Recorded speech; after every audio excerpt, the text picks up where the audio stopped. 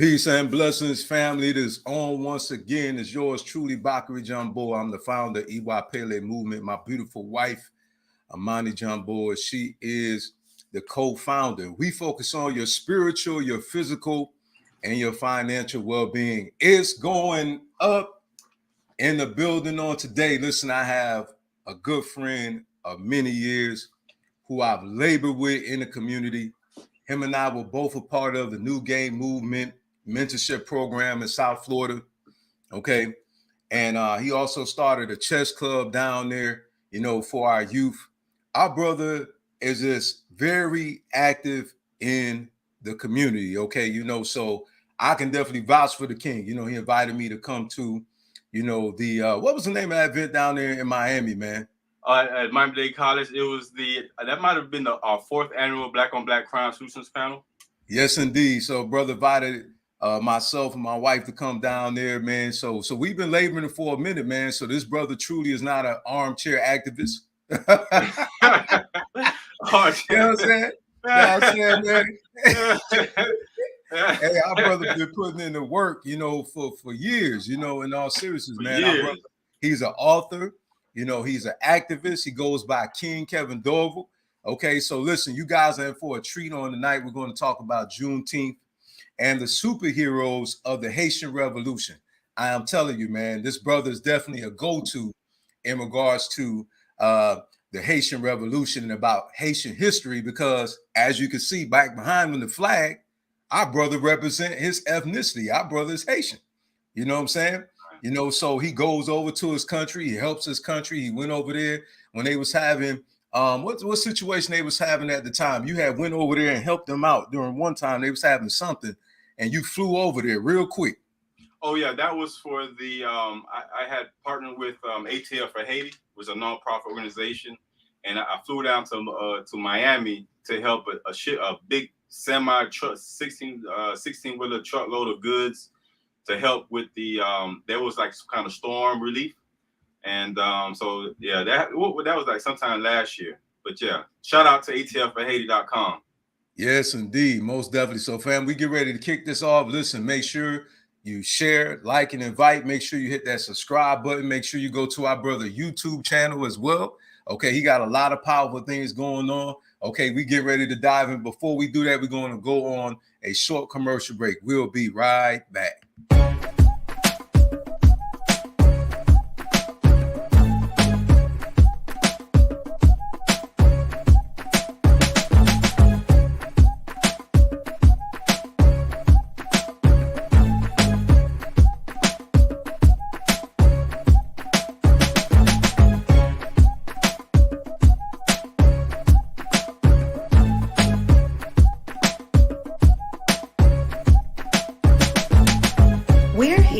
Service your African men's and women's clothing, accessories, health, and wellness product needs. Visit alkibulonlife.com. Yes, indeed. That's my wife and I business. We do that together. So please go support. We'll greatly appreciate it. Ujama, Cooperative Economics. We got to do this together. And we built a six-figure business. You know why? Because of our community. Okay, because of beautiful people like you who shop with us. We want you to fully understand when you put your dollars into the community, also helping our brother out too. Our brother also has a GoFundMe. We're going to get to that later on in the program. He definitely needs your economic support as well. Okay, because without the resources, okay, we cannot continue to go on and do the work. All right. So definitely appreciate everybody who shop with us. We greatly appreciate it. From my wife and I, thank you so much. Okay. It's because of the people. Okay. I like to always say this: without the people, the business perishes. Okay. You don't believe it? Well, if an author don't have a reader, where would he or she be? If a singer didn't have a listener, where would he or she be? So I know you get the point. We know without all of you, we wouldn't be where we are today. And also thank you all for liking, subscribing, inviting. For those who share and comment, listen, we greatly appreciate it. Help the algorithm help us get this powerful content to more people like our brother King Kevin Dorval is going to share with us on to the day. So, brother, let's get into it. Let's dive straight on in it, man. You reached out to me in this regard. You already know this is a home for you. And whenever you come to me with something, it's always worth the time. You know what I'm saying? So I definitely support you in what you're doing in regards to our people, in Haiti, because we all have roots in Africa. We're all one. You're a fellow Pan-Africanist as well. You know what I'm saying? So, man, let's talk about it, man. The floor is yours. Why, Juneteenth and the superheroes of the Haitian Revolution, man. Why this topic? Let's talk about it. This topic for many reasons. The leaders of the Haitian Revolution has been underrated for so long, centuries, man, due to the white supremacist system. General Toussaint Louverture, who led the Haitian Revolution, real life superhero. Lieutenant Jean-Jacques Dessalines, who became the Emperor Dessalines of Haiti, real life superhero. They call him the Black Tiger. You have King Henry Christophe, another superhero. You have Suzanne Suzanne Belair. You have Mama Toussaint. There's so many great women and men. Now, the reason why I call them superheroes is because what they did, they changed the game. You know what I'm saying? They literally changed the game.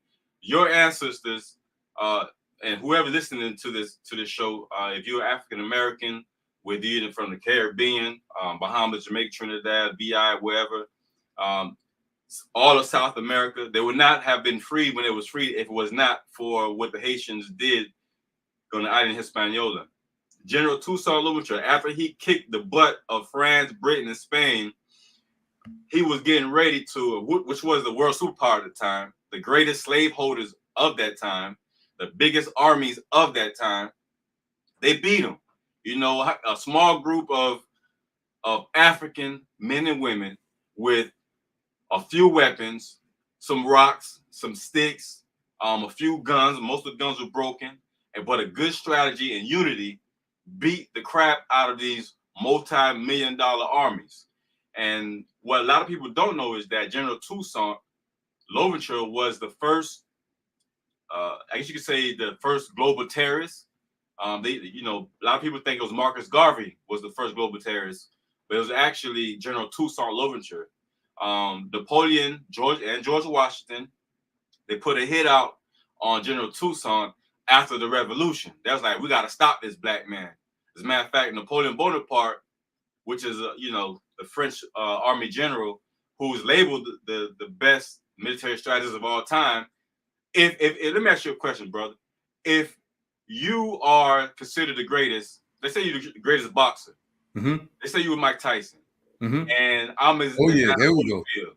You know what I'm saying? but I beat you in the ring, but you consider the best. So if I beat you, what that makes me? The best.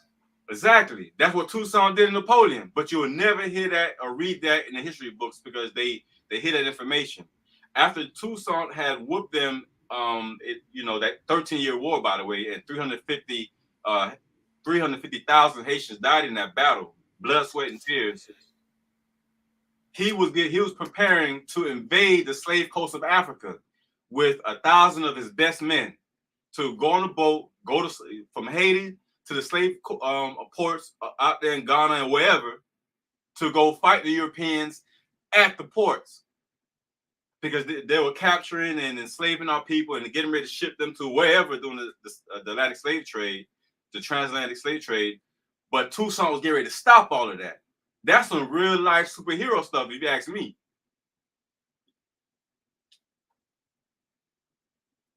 So that's why I labeled them. I agree, man. Yeah, that's why I labeled them superheroes. And there's been an intentional, acts by France and the U.S. to hide that information, to make sure the youth don't know about that. And me growing up in South Florida, being Haitian, I knew a little bit about Toussaint Haitian Revolution. It wasn't until I got to high school and I seen one sentence, brother. I seen one sentence saying that, General Toussaint, the Haitian Revolution, beat Napoleon and the French army. And I knew all about the French army. That's probably one of the countries, or even Napoleon, that's one of the individuals I could give you a full lecture on without doing any research. Because I've been inundated with so much information about these white heroes. Mm-hmm. But you know what I'm saying? So when I read that in the book in my history class, in my 11th grade in high school, and that's when the seed was planted in my head. I'm like, why would they put a one sentence about such a great victory? You know what I'm saying? It and not even elaborate on it. This man beat the world's greatest superpower. So that's what really started the, you know what I'm saying, my wheels going in my head. Like, look, I gotta research. I gotta find out more information about my people. Wow. Wow, that's powerful, man. You took the initiative to learn more. And we know the reason why. You know, they don't want us to know. I always say this, you know, we lack confidence because we don't know our accomplishments. And they know that would spark something in our consciousness for us to rebel.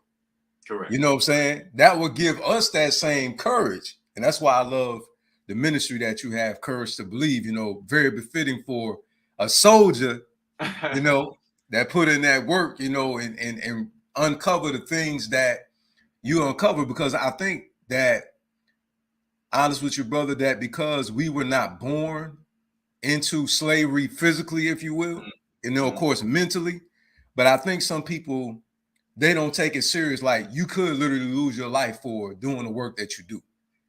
Yeah. You know, as an activist, you know what I'm saying? Highlighting these things, highlighting the corruption in the government, you know, in America and in Haiti. You know what I'm saying? Like, people don't understand, like, this is not about, a revolution is not about fame, man. It's about freedom. Oh, yeah. You know what I mean?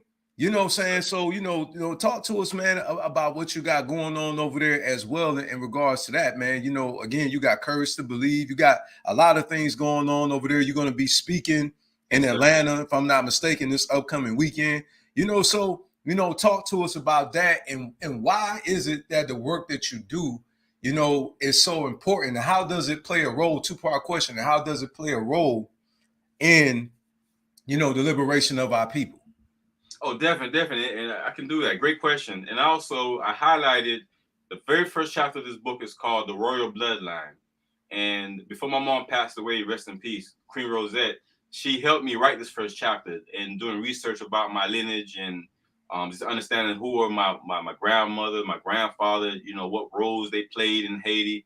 My grandfather was actually head of security for the president of Haiti, Papa Doc, which was one of the biggest dictators in world history, if you ask me. He wasn't a nice guy. So, but I never got a chance to ask my grandfather more about his, you know, his role being this leader of security. As you know, the president of Haiti was assassinated in 2021, Jovenel Moïse, and which was interesting because the security at that time for that president, they didn't shoot one shot. You know what I'm saying? They didn't shoot one shot to protect this man. So they let you know that was a inside job. Now, you mentioned also about confidence earlier on. One of the reasons why I call myself King Kevin was because my confidence had gotten so big from doing that research on Haiti. Quick story. When I was in college, I had a course called African Studies. And we had a protest for that course at Fort Lauderdale University. Literally, we had a protest and do a petition to get the school to recognize African history, because all they teach us is European history, Asian history. And I was sitting in the classroom, I'm like, you know, my art history class, I'm like, okay, I love art history. If you walk to my house, man, you see things from Rome, you see things from Asia. As a matter of fact, I just got see this bracelet on my wrist. This is an ivory bracelet, double head dragon bracelet. I can't take it off my wrist, by the way, but it's real ivory, representing Asia. So I like multicultural things. But I asked my professors, like in the middle of the classroom, big auditorium, maybe like 300 kids, students in the class, why isn't there any African art in this book? And you know what I'm saying, represent African art history. And she'll say, well, they didn't put it in the book. And then I made a suggestion, well, no disrespect, man, but I think we need a different book then. Because what about our culture? So back to the African Studies course, because that was the art history course, back to the African Studies course, we had to do a big presentation, about 10 minutes. Everyone had 10 minutes. They finally gave us the course after petitioning and protesting for about a year. and she made us choose a country in Africa. So I said Kenya. Now, Kenya is one of the most popular names in all of Africa. And she was like, "No, you're not doing Kenya. I want you to do Dahomey." And I was like, "Okay, but why?" Because you don't know your history. Now, many of you probably have seen it, and if you're in the chat, mention it. Please say yes or no, a thumbs up if you've seen Warrior Queen, Warrior. What's it? What's the name of the movie again? Viola Davis, Warrior, Woman King. If you seen Woman King, put a thumbs up. If you didn't, put a thumbs down. If you've seen the movie. But that country is Dahomey, which was one of the greatest superpowers of that time in Africa. It's a warrior kingdom. That's where most Haitians come from that region of Africa. They were a warrior kingdom. They practiced voodoo, which is a spiritual belief in just embracing all of nature. It's not like people just sacrificing people and doing all kind of great evilness. There's different rituals to represent and respect your ancestors. That's what they did. Now, when I did that research, it was so exciting. It was like a huge revelation bomb that went off on me when I actually went and did that project. As a matter of fact, she gave us 10 minutes, but I wish I had 30 minutes. I just remember this feeling, this jubilation that I received when I did that project. Because not only did I study the culture, I also studied the artwork. And I wish I still had those pictures, man. Like, I don't know what I did with that portfolio and the PowerPoint presentation that I did, those slides and things like that. But when I did that project, after that, I didn't want to be just called Kevin. You had to call me King Kevin from then on, because I understood that my ancestors were kings and queens and warriors, which led to the very successful Haitian Revolution in 1803. And we got our independence, or claimed our independence, in 1804. So that confidence, I realized, what if every Black man and Black woman was able to research their lineage and be proud of what they found, be proud of what they found about their ancestors, what they accomplished. We wouldn't be walking around with our pants sagging. We wouldn't be wearing as much weave as many of our women wear, who really don't have to wear weave all the time. We would embrace our natural beauty, our culture, our history, and most importantly, we would love ourselves, and love not just ourselves as individuals, but love ourselves as a community, because then we understand how powerful as a community that we can be. And Haiti was the greatest example of that. And Marcus Garvey, would testify to that. He wrote in his book, The Life and Lessons of Marcus Garvey, literally within the first 5 pages of the book. He gives homage to General Toussaint Louverture and says that he's the greatest hero of all men. The greatest, and Marcus Garvey is Jamaican, godfather of Pan-Africanism. So he wasn't looking at it, oh, you Haitian, or you American, or you African American, you Bahamian. He said, this man is the greatest hero of all men, because the Haitian Revolution changed the system. General Toussaint, they freed all of South America. You're talking about Venezuela, what other countries in South America? Belize in South America, Grenada, Peru, several other countries. All those countries was freed single-handedly, because the Haitians of that revolution helped them twice. Simon Bolivar twice. But you know what really bothers me? And you'll find that out in my book. That's the other question. I have a book coming out called Americans and France's 1,000-Year War Against Haiti, Assassination of a Nation. Yes. I've already been contacted by media people in the press to interview me once that book is published. That has not happened with my first 3 books.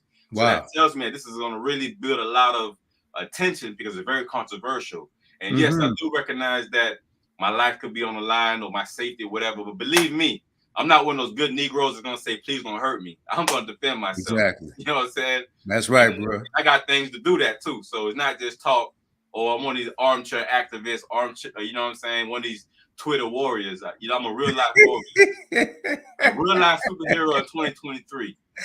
Yes, sir. Yes, indeed, man. Yes, indeed. So, obviously, you're passionate about this because you recognize the absence of us actually seeing ourselves in a positive light in the literature.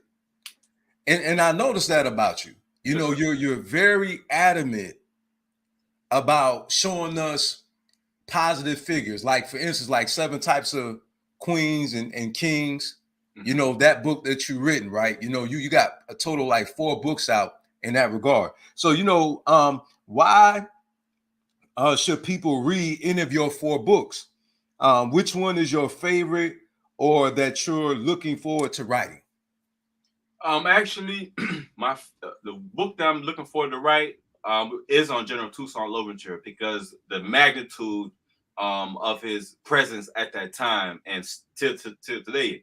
I stopped writing that book because right now Haiti has an emergency situation, and I felt that writing about Toussaint, there's plenty of books about Toussaint. I can wait on that. So I was literally maybe 120 pages into that book, but now with what's going on in Haiti, there's no government in Haiti right now. Literally no government, no active government. No one is holding position. The gangs has probably taken over 67% of the country. Mainly what you see on the news is in the southern region of Haiti. If you want to visit Haiti, go to the north. Don't go to Port-au-Prince or the southern region. Go to the north, Cap Haitien, or some people call it the Cap. That's where my family is from. There's an airport up there. It's much safer and more relaxed and more civilized up there. Down there in Port-au-Prince is straight like Wild Wild West, Mad Max type situation. You know what I'm saying? People just fighting to survive right now. You know what I mean? Like it's not a game. And once I realized the severity of the situation, I was like, I got to write something that can make some changes now. So I'm working with some members of Congress. I've had several meetings with members of Congress. Well, to be truth be told, their staff, working with them on changing the farm bill. There's a farm bill that Bill Clinton passed in 1996 called the Farm Bill. It's up for renewal. They change it every 5 years. And right now it's on what they call it, on the seat, or whenever they introduce a bill to Congress, there's a name for it, but they haven't voted on it yet. We're working to change some of the things that's in that bill, because what has happened is when Bill Clinton forced Haiti to accept his terms to let President Aristide, the former president Jean-Bertrand Aristide, the first democratically elected president of Haiti, he forced him to allow America to dump their rice into Haiti. So American farmers receive these subsidies, and so they don't have to worry about competition in America because they're getting paid. So they're dumping all this free bleached white rice into Haiti, that's creating a high rate of diabetes within the country, because we're used to eating a natural rice that we grow our own. Now, why is that important? Haiti is, even since the days of the Haitian Revolution, Haiti is predominantly a agricultural land. We are farmers, period. All the Caribbean are farmers for the most part. Haiti has one of the best fertile lands in the world. One of the only countries that has 2 things. Iridium, which is one of the most precious metals in the world, is $6,000 an ounce, $28 billion a ton. Also, mangoes. We grow mangoes year round. There's only one country that does that year round, is I want to say Indonesia or India. But Haiti is one of only 2 countries that grow mangoes year round, damn near year round. And that's a lot of money. But with that farm bill, the farmers are knocked out of business. If 80% of a country, let me bring this down to layman terms. In America, for instance, let's say a community in Atlanta. Let's choose West End, for example, legendary West End. If 80% of the West End sells bars of soap, but the government is dumping free soap into the West End, what does that do to the people that sells the black soap in the West End? They're gonna knock them out of business. And what are they gonna have to do? Find another means to make money. Luckily, Atlanta is the mecca, the black mecca of the world, pretty much. So we're gonna survive regardless, because there's many other things we can do. But in Haiti, farming is mainly it's the bread and butter of the country. So if they can't make money off rice, they could barely make money doing anything else. So Haiti is not the only country that's suffering from this subsidized rice, but it's one of the most distorted policies that literally crippled the country. And you know what Bill Clinton did in 2010? He apologized for doing that. That's all he did is apologize. He didn't do anything as far as changing the bill. He didn't try to pass any sort of reparations or help support the country to get back on track. Yeah. He just apologized, and that was it. Me personally, he needs to be him, George Bush, former President Barack Obama, George Bush Sr. and Jr. They all need to be brought up on war crimes for what they have done to humanity. Bill Clinton single-handedly crippled the entire country with that farm bill, and his advisors told him not to dump this rice to the country because you're gonna knock off the local economy, and that's exactly what he did. I personally believe that he did that intentionally because they want to starve out the Haitians in Haiti. Not just starve them out to death, but to literally kill and destroy them so they can take over that land because it's so fertile. And not only because it's extremely fertile and it has this iridium. Remember, iridium is in spark plugs. It's in missiles. They're using the missiles. They use iridium on spacecrafts because it's heat resistant. You know what I'm saying? Very valuable. It's a very valuable and rare mineral. People call Haiti the real Wakanda because of this iridium.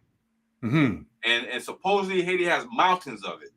So I'm still doing research on it to include that information in my book. And in that 2010 earthquake, that was not an earthquake. It was not a natural earthquake. This was a military weapon they used to blow up the ground and search for oil and gold. And guess what? The earthquake happened in January 12, 2010. Nearly 400,000, if not more, Haitians and there's some Americans and people from around the world died in that earthquake. But this was a man-made earthquake. I don't know if they did it on purpose. I can't say they did it on purpose or intentionally, but they definitely was searching for oil and gold. And I'm the only person that was saying this. President Hugo Chavez. President Hugo Chavez was the former president of Venezuela. Now, remember earlier in the show, I said that Haiti freed all of South America, literally freed all South America. And Simon Bolivar, instead of thanking Haiti and helping, and support the country that helped save him and his people from bondage from Spain, they had this conference in Panama. They had this world conference in Panama. All the world superpowers were invited. Guess who was not invited? Who's that? Haiti. The very country that helped him directly help him with men, with soldiers, food, weapons, shelter, clothing. They didn't. I couldn't believe it. This man did not invite Haiti to that world conference they had in Panama so that they can, see how they were going to do trade and business and, international commerce. He did that because America asked him not to. Don't invite Haiti. Everybody turned their back on Haiti. Everybody. United States, France, obviously, and South America. They turned their backs on Haiti because once Haiti had gained independence, and they didn't gain it through paperwork. Master, please allow us to be free. Please allow us to gain our freedom back. No, Haiti, we took ours by force. And so all the superpowers turned their backs on Haiti because of that, because they did not want, like you said earlier, they did not want their enslaved Africans, not slaves, enslaved Africans. I hate when people call our ancestors slaves. They were enslaved. There were people that were enslaved. Exactly. So they didn't want them getting motivated or inspired like I got motivated and inspired when I did that presentation on the homie. So that was the one thing they didn't want. So the members of Congress, they always were forcing and pushing the presidents, George Washington especially, and Thomas Jefferson. They hated Haiti with a passion. But both these presidents had, I don't remember how many Thomas Jefferson had, but he must have had like 1,000, anywhere from 600 to 1,000 enslaved Africans on his plantation. So keeping that system going was to their benefit, but to the detriment of our people. We talked about reparations, and I'm so grateful that you highlighted that. First of all, I want to give a shout out because we got to acknowledge our elders. So give thanks for Yeye Cornetto Atwater here in Memphis, Tennessee, who actually ran to be governor of Tennessee, and is looking into being, another modern day. Man, what's EI name? She ran for president. What's her name that ran for president a long time? Oh yeah, Shirley Chisholm. Mama okay. Shirley Chisholm. She's a modern day Shirley Chisholm. Okay. You know, we had the opportunity of meeting her. She has a museum that my wife and I had went to. They did a conference there, you know, and she is not a person that just talks. So I'm giving her flowers while she's alive. Amen. Because she's an elder who actually is putting in the work, using her resources. I'm talking about capital and assets for the benefit of our people. So I have to, it'll be remiss of me not to acknowledge a pioneer in our community today. You know, so yay, Atwaters, we love you.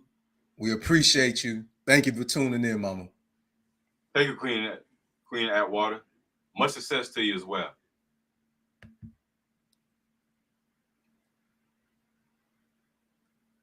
Okay, our brother said the museum is magnificent down in New Chicago. Going back to the reparations side of the house, that's something I appreciate you talking about, because I noticed you said something very significant. You said that he apologized, but that's it. That's it. as you know what I'm saying? As African people, you know, we need somebody who is going to put reparations on the table. Okay.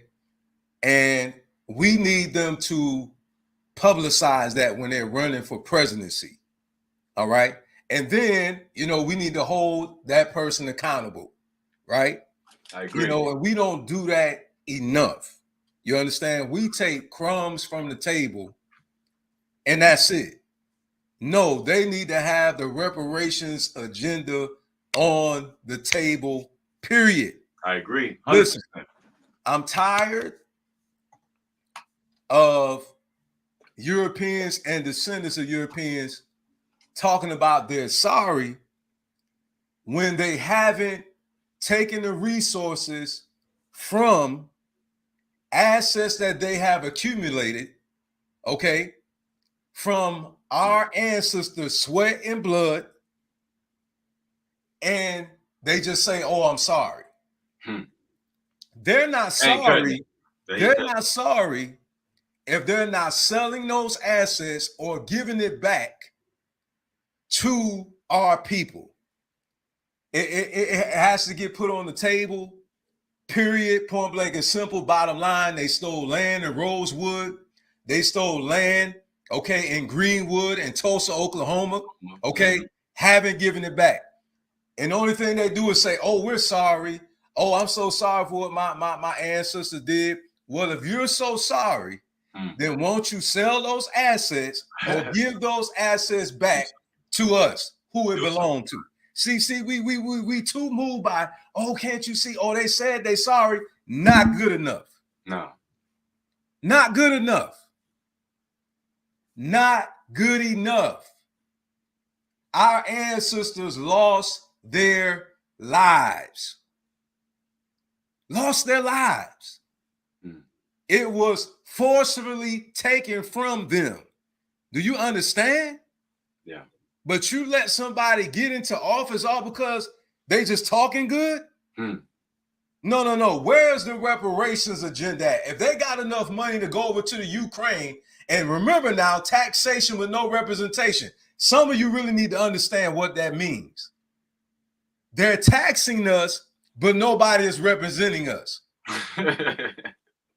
Do you understand? They're taking our tax dollars and going over to Ukraine, but they keep telling the African in America that, oh, we don't have enough money to do that.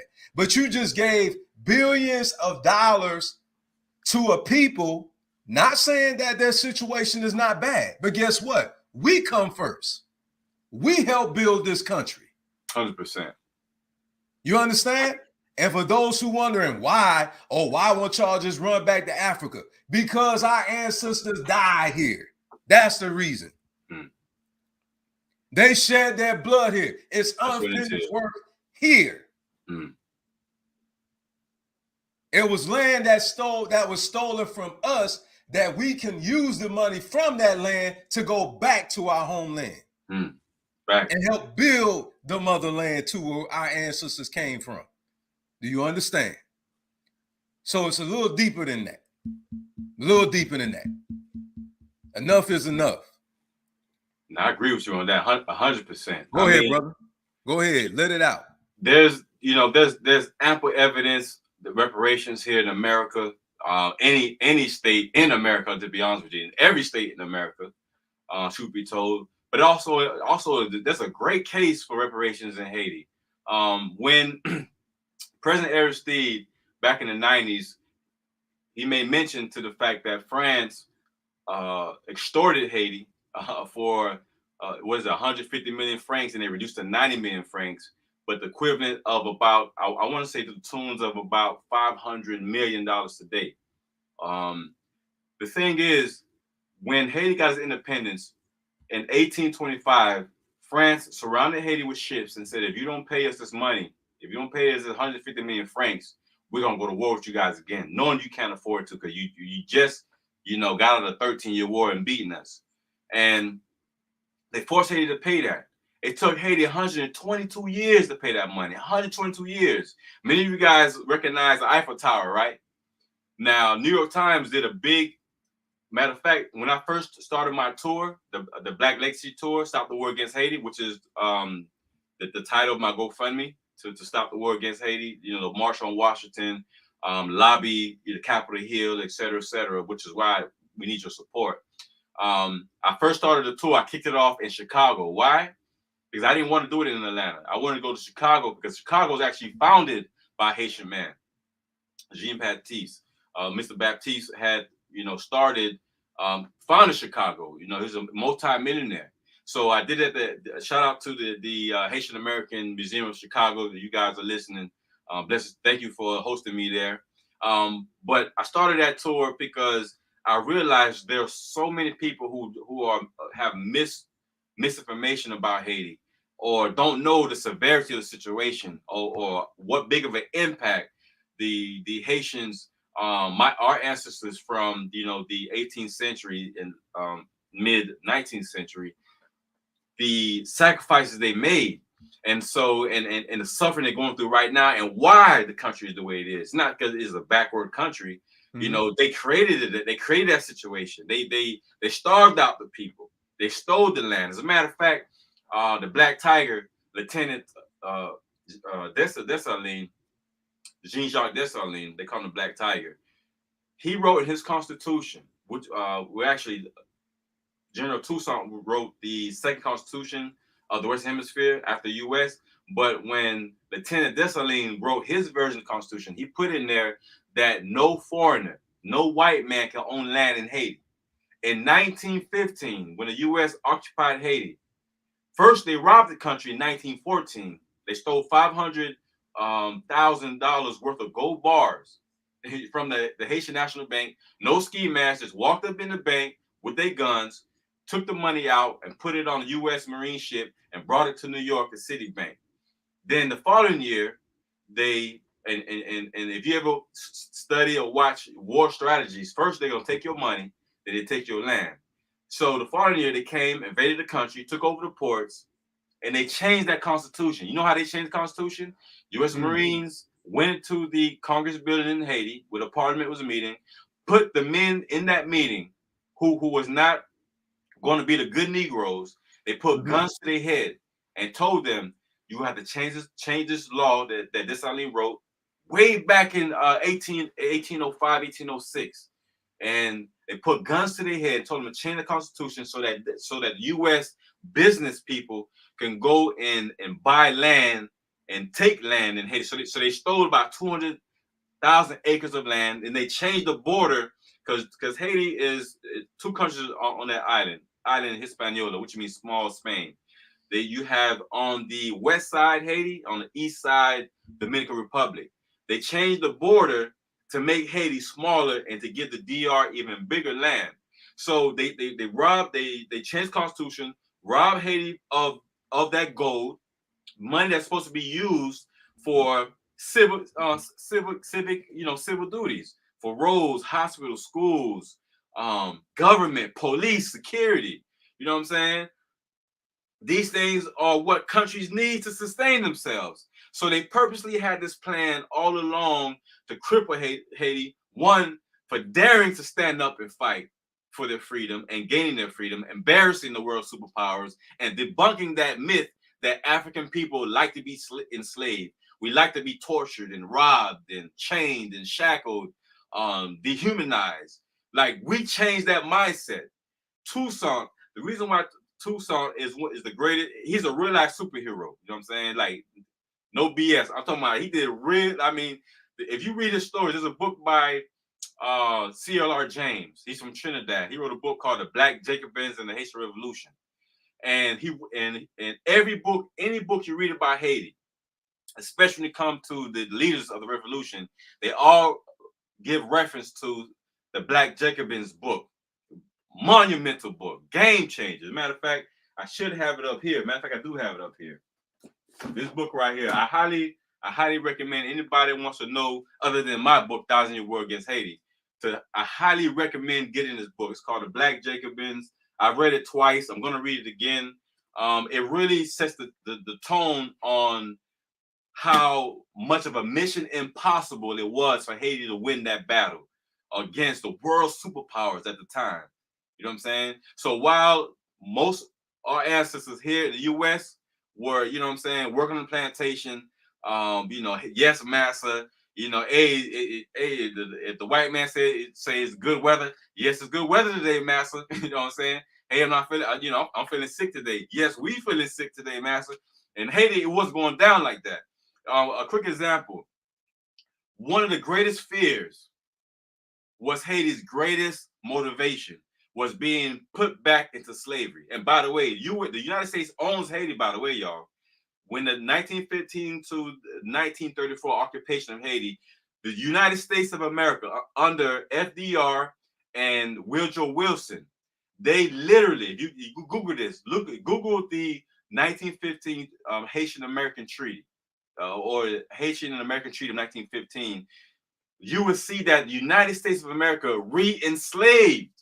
I want you guys to hear me clear. They re-enslaved Haiti. To this day, right now, 2023, Haiti is run by America. Haiti don't run itself.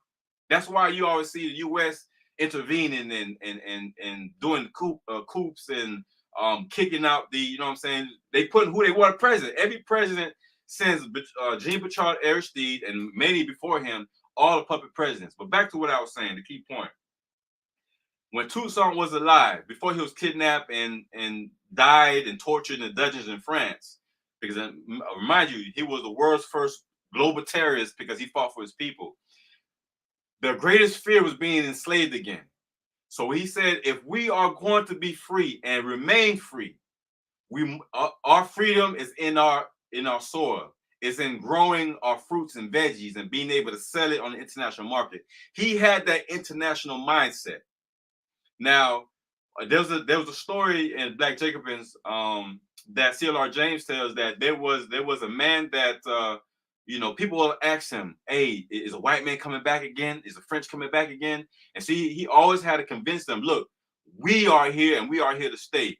But he used a bowl of rice, a bowl of Haitian white rice. No, I'm sorry. He used a bowl of black beans. He used a bowl of black beans. And he took a few grains of white rice and put it into the bowl. And he said, look, the black beans represent us. These small grains of rice represents them. Who you think gonna win if we go to war? So he was able to, calm them down by using those little small analogies. You know what I'm saying? This man would ride horses all day, all night.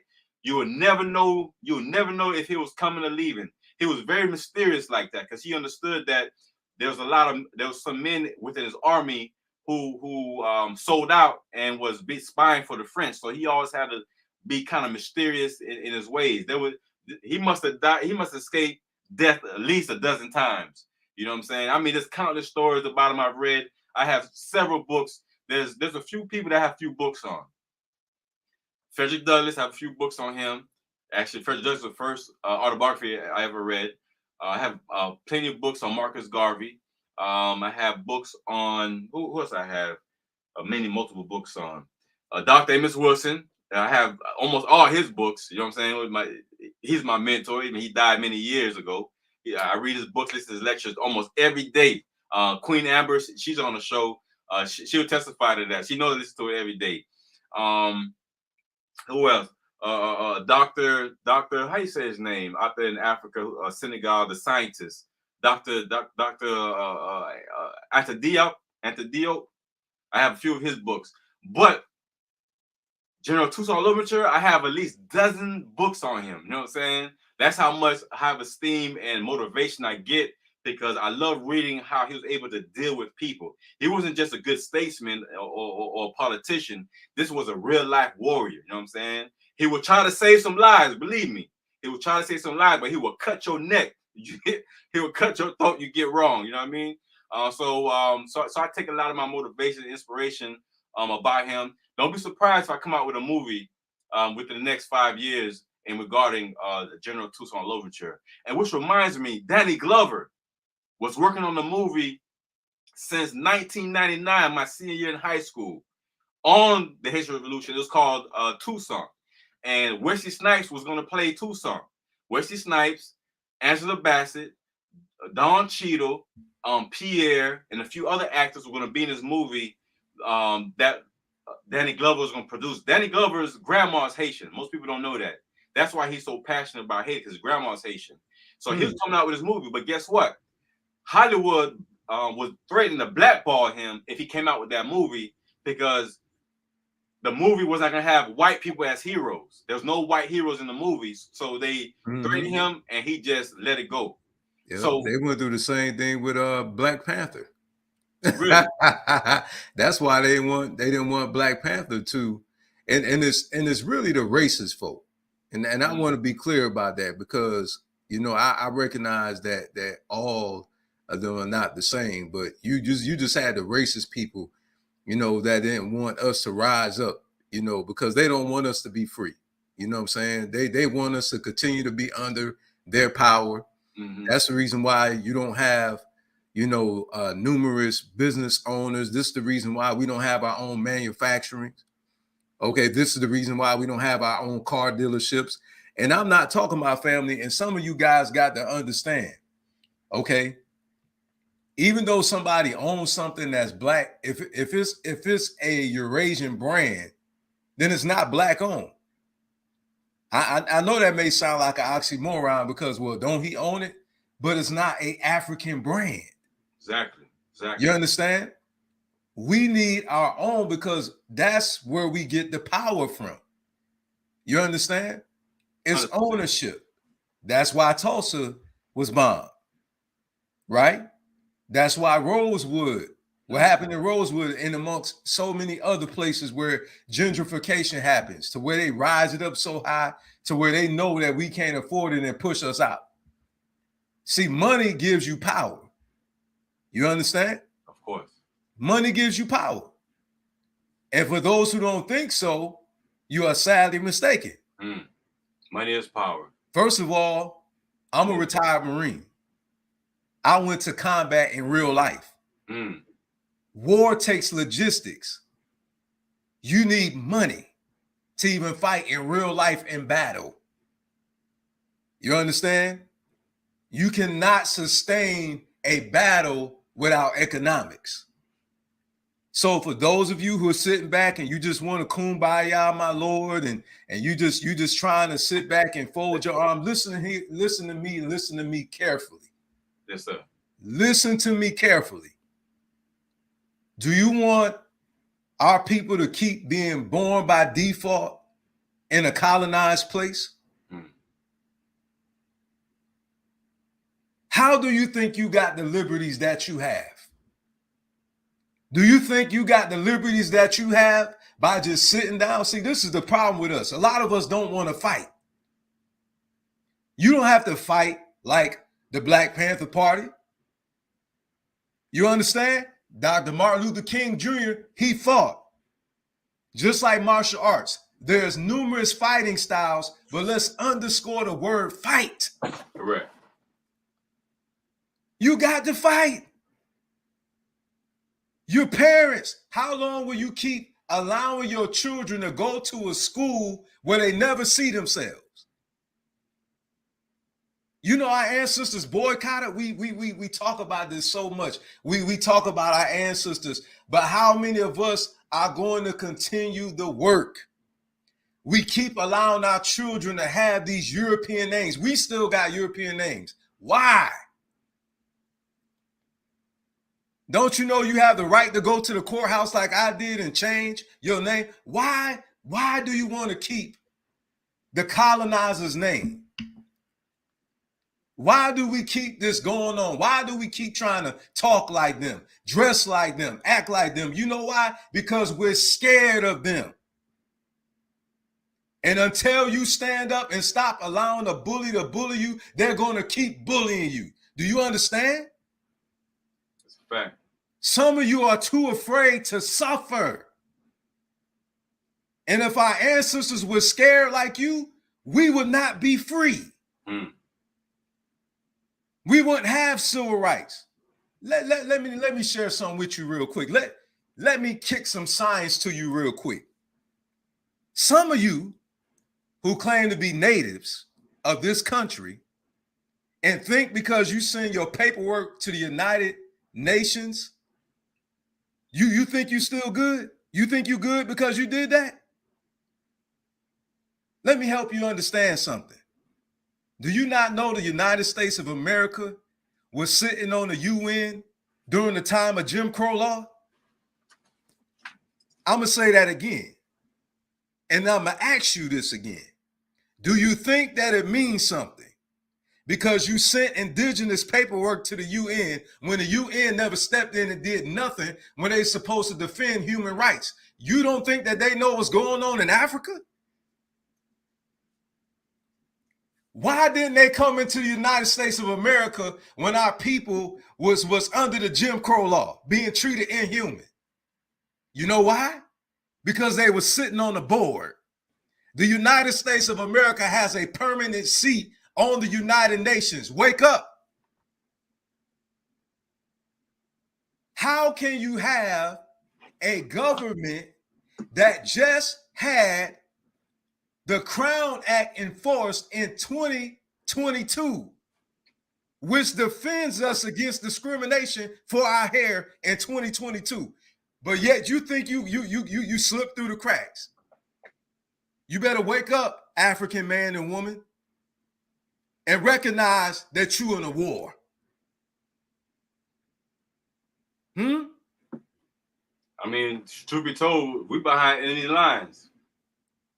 To be honest with you, being here in America, we are behind enemy lines. And back to what you just said about changing the names, you know, I haven't made it official as far as the paperwork goes, but my new name is going to be Oba Loventura Kihuzima. Oba Loventura Kihuzima, which means it's Swahili. African, it means, or is that French? It's a combination. Oba means king in Dahomey. Louverture, which is if I may inject, I highly encourage you to leave out that French name. Which one? The Louverture. Leave out the French name. Well, I need to find out if Louverture is French. Oh, it's French. But I do know, but I do know what it means. It means the opening, one who finds the way. Okay, that's fine. But it's French. So perhaps I need to, you know what I'm saying? But I'm glad you mentioned that. Listen, that you know, and I want to say this because it's okay. Think about it. Out of Dr. Martin Luther King, he still did what he did. You know what I'm saying, with the name that he had. But what I'm saying is, at the time, he couldn't do what I did. I literally went to the court. So when you guys see Bakary Jumbo up here, when you guys see Bakary Jumbo up here, that's not a social media name. That's my legal name. That's my real name. Because I found out on Mende, which the Mende people was about the ones that came on the Amistad. Those are my people. We came from Sierra Leone. You understand? And so when I found that out, you know, my elders over in Sierra Leone, who I was connected to, they named me. I didn't name myself. Because by African tradition, your elders name you. Mm. You understand? And Right. so that's not a name I just went on on Google and said, oh, I like that name. No. My elders actually named me Bakari Jamboa, my Mende, people in Bellaboo, in Sierra Leone. You understand? And I got my name used to be Alton Dewey Walden III. Do I look like an Alton Dewey Walden III? You understand? My name was English and Welsh. It was a European name. And I said, no longer will I walk around with a name that means that I'm their property. And a lot of us, we think that's some small thing. We so afraid. See, that's the problem. Why are you afraid to get an African name? You know why?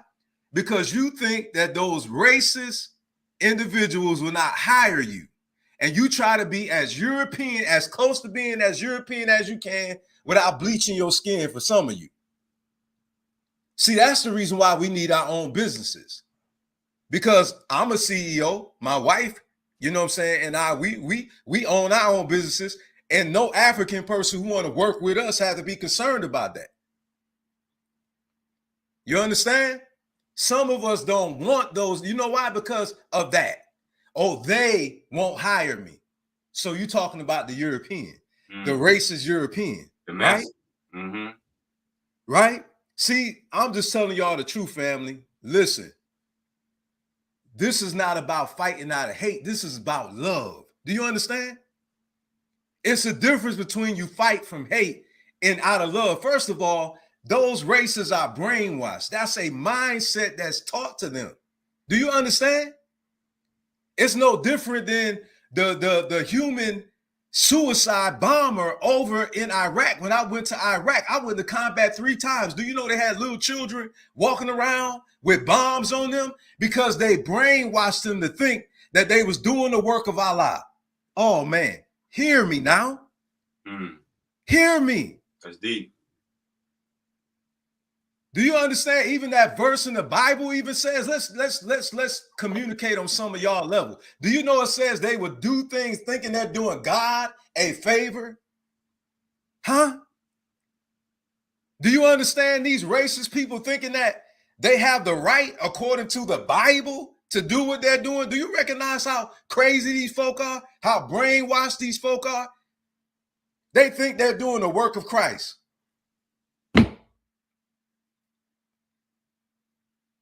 Do you understand that? Do you understand that with the cross, they said the word over the cross written in their language says, with this sign we will conquer? Do you understand that? And let me say this. I got to say this because it's a revolutionary act. Hear me clearly. You can't find, we practice Ifa. I want any Christian out there that's black, that's African. Show me history where somebody who practiced Ifa killed in the name of our spirituality. Show me. You gonna hear crickets? I'm gonna put it on the table again. You show me historically where any African who practiced our spirituality is known for going into other countries and colonizing it and using the religious texts, their spiritual texts, to justify what they're doing. Show me. Show me where any priest in Ifa, any priest in voodoo, any priest in hoodoo, you can try to demonize it all you want. Show me where we went into throughout the world and colonized it in the name of our spirituality. Show me. And I'll show you a long list of people who did what they did under the banner of Christianity, burning crosses, okay, and bombing us in churches and coming into our country with their missionaries and telling us that we are the ones who killed Jesus. People, man. Huh? Whipping us and making us change our names. Do you think Roots not just a story? It's real. It happened. Made him change his name, made him say his name is Toby instead of Kunta Kinte. Do you understand what these racist people do? Let me tell you what they do. They're going to keep hitting your pockets until you fold. When you talk like me, that's why some folk too scared. But the Agungun, Olagun, our warrior ancestors protect me. Do you understand? Shaka Zulu fought. Thomas Sankara fought. Toussaint Louverture fought. Duty Boatman fought. Malcolm X fought. Fred Hampton fought to the death. Give me liberty or give me death. Hear me. That's the reason why I changed my name. Let them come for me. And it's not just no doggone social media talk. I went to the court and fought for my name. Give me my name back. Give me my culture back. Respect, brother. Bravo on that. And I'm going to end it there. I just had to talk, man. I'm telling you, we got to fight, beloved. We got to fight. Nobody's telling you to hate nobody. But what I am telling you is to hate what they're doing to you. What I am telling you is to hate what they are still doing today.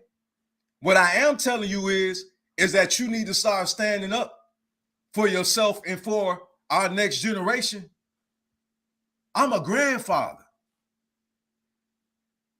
And before my grandchildren was born, I pulled my son and his fiance aside. And I said, don't name them those last names you got. And don't give them no European names. Give them African names. Now, it was their choice to listen to me or not, but I promised the goodness. And I even told my son, if you ever have a child, my biological child, if you ever have a child, don't you ever give my grandchild that European name. That is a colonizer's name.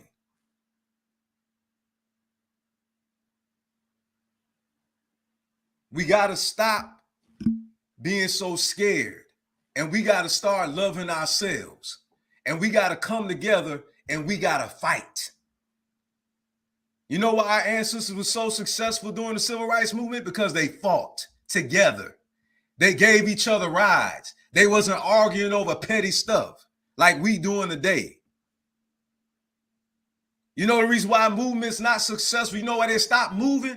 Because we get caught up in some of the most foolish stuff and start arguing and fighting and attacking each other. But yet we say we about the people, we about umoja, we about unity. Are you? Are you really? You say you're a Pan-Africanist. Are you really? Are you really? Because if you're attacking your brother and your sister, you just talking. We cannot win being divided. We have to unite in love. We got to help each other out. That's it, my brother. I want you to have your last words. You know, I was just passionate about that, man, because I know we completed the questionnaire. So I just wanted to drop some bombs, man. You know what I'm saying? Before we close out. So if you got some last words, please, man, the platform is yours. Go in, man. Do what you need to do. No, definitely. I appreciate that. I had to let you go ahead and take over, man, because I see the energy, and you dropping some bombs like you did. Well spoken as well. One of the main reasons why I did the GoFundMe was because, being a father, I have two precious baby girls. They my motivation and everything, and I could get up and buy them diapers and food. Me and their mom could, do whatever we can for them. You know what I'm saying? We have the finances to do so. But hey, bless up, Miss Walker. How you doing? I hadn't seen Miss Rose Walker in a minute. The children in Haiti, a few years back, you mentioned when we did the donation, the fundraiser to get all this food and clothes and goods to ship back. Actually, it was to the Texas border, which you was talking about. When the immigration people was like hitting them with ropes and on horses and lassos and looking like real slave days, you know what I'm saying, brought back. That was what was going on at the time. There was a big migration trying to get into the United States. But during that time, and you can see the picture of my Facebook background profile, that there was a father walking with his daughter, literally walking through fire because the roads got fire and tires burning, all kind of craziness going on. And it really struck me on how devastating the situation was.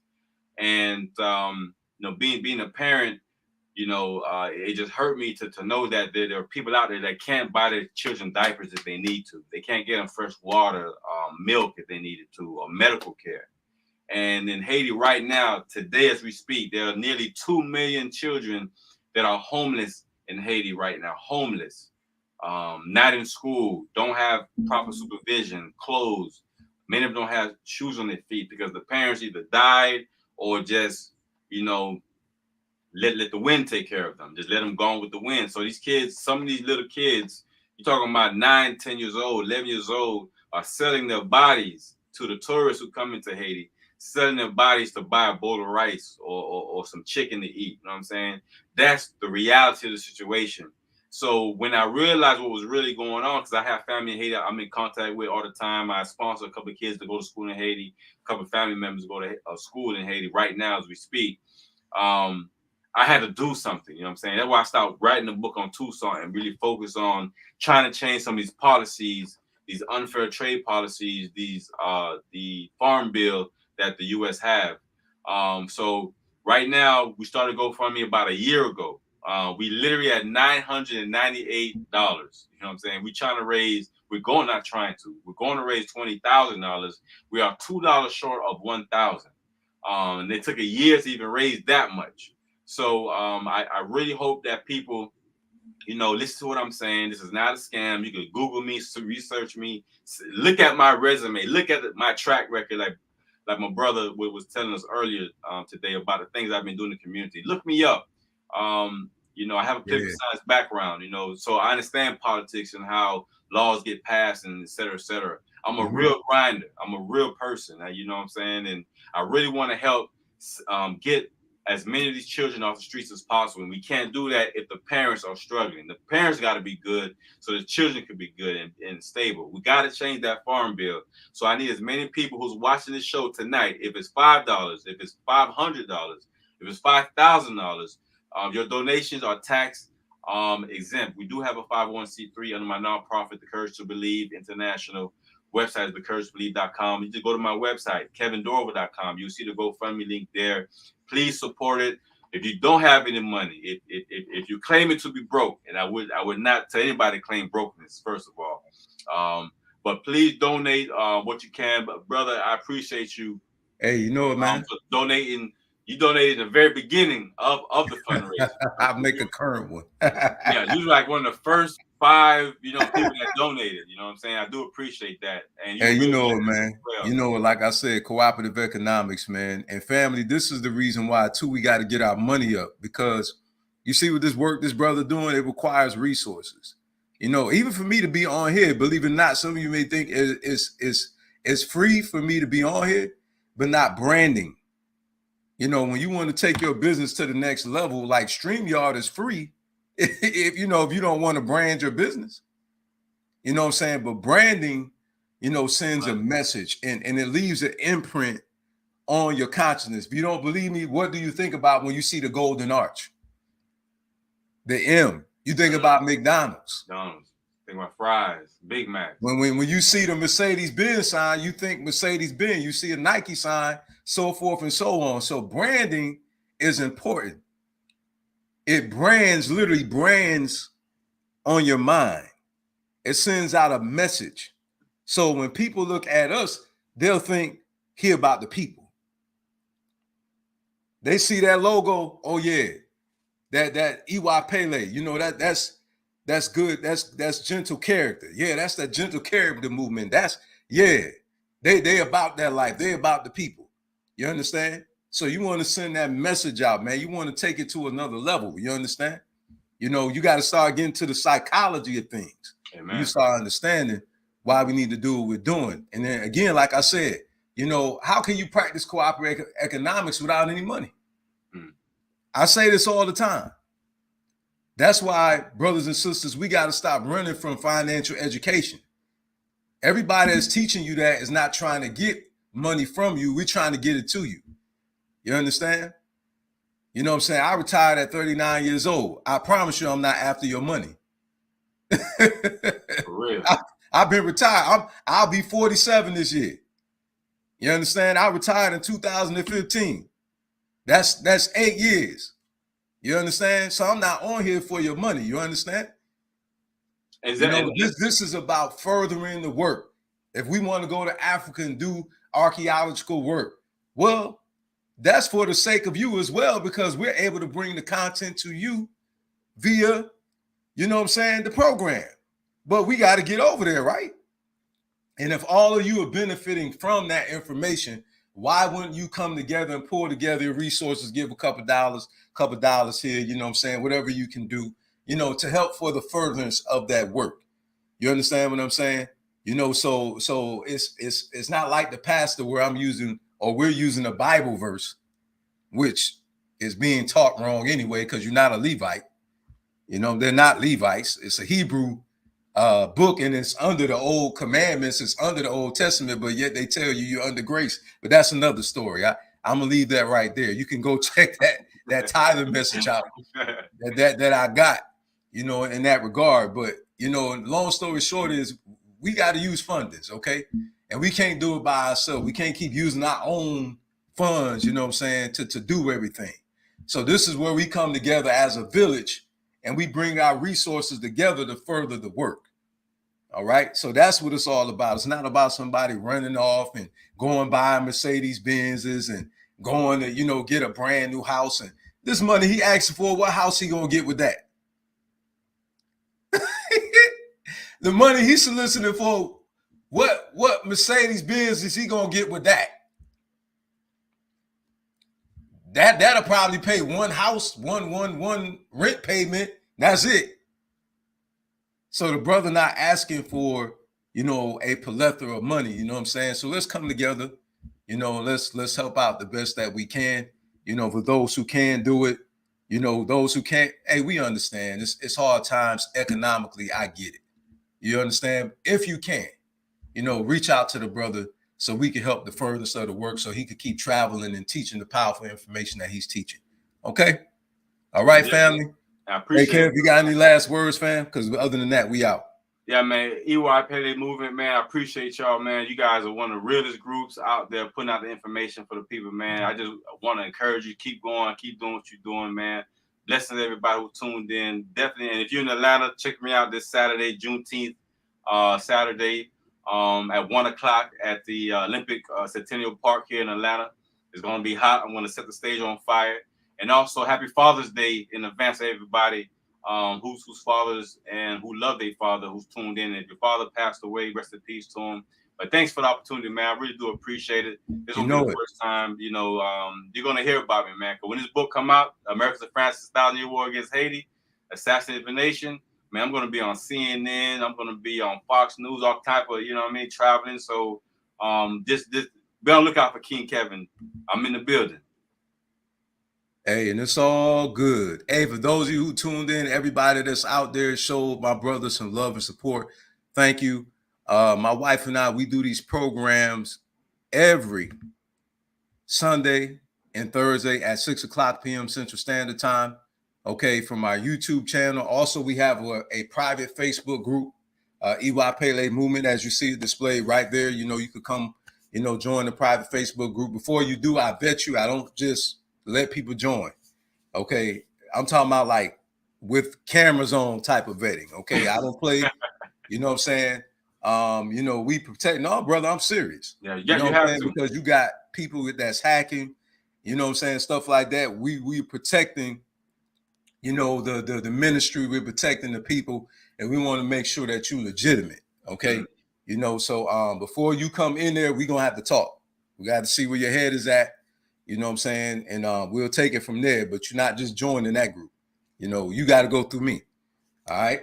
So other than that, we do some pop-up programs throughout the week too. So just stay tuned for that. And again, make sure you hit that notification bell. If you're on Facebook, hit that notification bell. If you're on Facebook, come join the group. You know, and bless us, man. Everybody have a blessed rest of your week. Bless up, bless up. Thank you everybody tuning in. Hey, what's up, Queen Tanita?